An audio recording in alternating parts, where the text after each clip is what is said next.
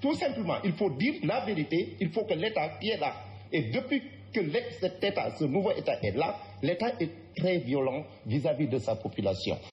Il suffit qu'une certaine volonté politique se manifeste, mais il faut urbaniser, il faut casser, il faut déconstruire et reconstruire.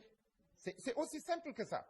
Et créer ce qui n'existait pas. Nous encadrer que juridiquement, bañ ko jox maire yi parce que voilà dafay dem feneen ah ñu jël un comité de gestion mu gérer fonds bi. Comité de gestion bi nag alors population locale yi ñi leen représenté ah imam yi dañ siy bokk bu dee ay fu mel ni Popenguine le prélat daf siy bokk après les mouvements citoyens dañ siy bokk ay experts ñàkkuñu si gox yi am na ñu génn université du dëgg ñooñu ñu bokk si loolu moom la ñuy wax un développement endogène et durable.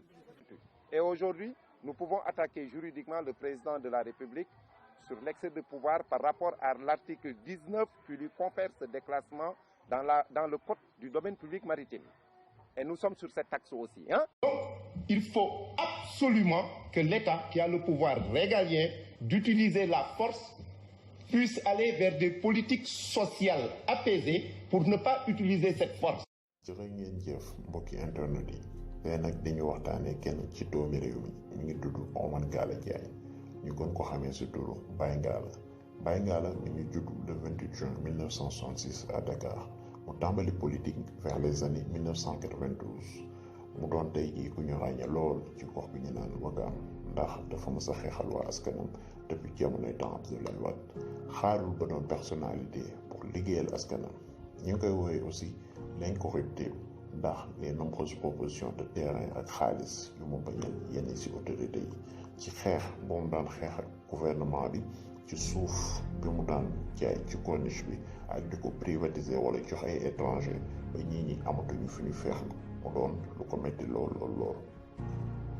waa këram ñi ngi naan depuis des années 2 heures à 3 heures de temps lay nelaw ba guddi ndax bëri ay combat yu mu engagé boole ko ak liggéeyam ndax depuis 1992 mi ngi liggéey ci armée française malgré liggéeyam nag mosul dellu ginnaaw ci xeex yu mu engagé ndax doomi askan wi ak yëleef doomi aadama.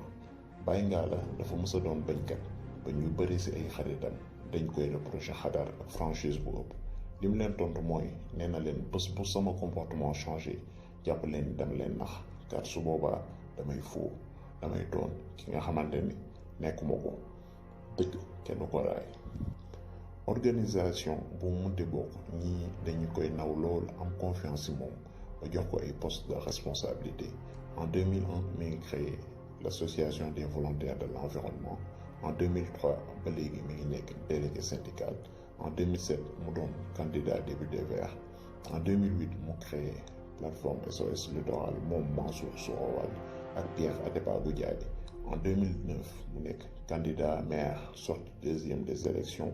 En 2012 mu créé plateforme des acteurs pour la défense du littoral. Bari na ay poste de responsabilité yu mu occupé mënuñu lim lépp.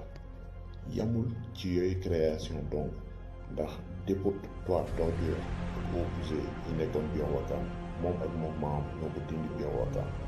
Mouvement handicap nord-sud de France may nañ ko un lot important d'appareil et de matériel médical yu bëri comme ay appareil d'anesthésie respiratoire mu jël ko mayaat ko hospitalisation ba léegi ñu ngi koy utiliser 3000 aiguilles de chirurgie rien que une valeur de 14 millions pour aiguilles.